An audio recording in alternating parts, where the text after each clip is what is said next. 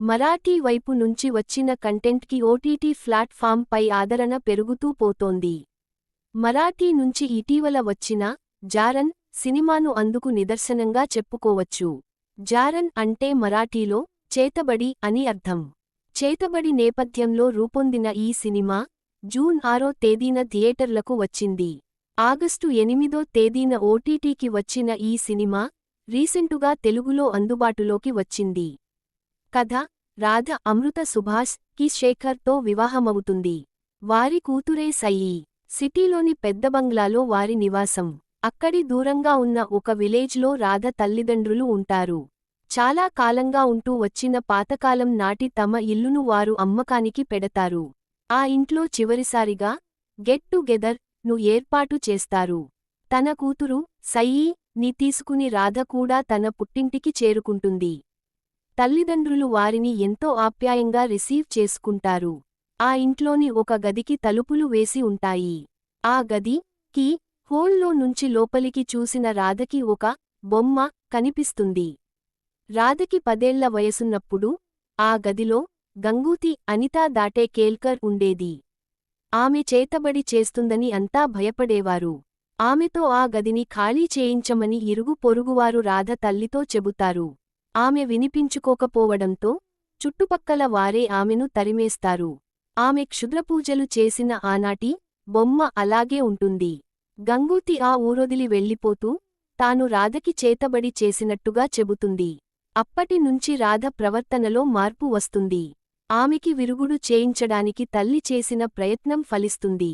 మళ్ళీ ఇంతకాలానికి తిరిగొచ్చిన రాధ తన కూతురు సయ్యి కోసం ఆ వికృతమైన బొమ్మను గదిలో నుంచి బయటికి తీసుకొస్తుంది.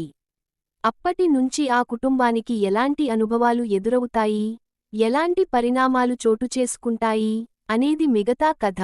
విశ్లేషణ: చేతబడి నేపథ్యంలో గతంలో చాలా భాషల్లో చాలానే సినిమాలు వచ్చాయి. నిజానికి దెయ్యాల సినిమాలను ధైర్యంగా చూసేవారు సైతం చేతబడి నేపథ్యంలోని సినిమాలను చూడటానికి భయపడుతుంటారు. అందుకు కారణంగా చేతబడికి సంబంధించిన తాంత్రిక వాతావరణం మనసుపై మరింత ప్రభావం చూపించేలా ఉండటమే. అలాంటి చేతబడి నేపథ్యంలో వచ్చిన సినిమా ఇది.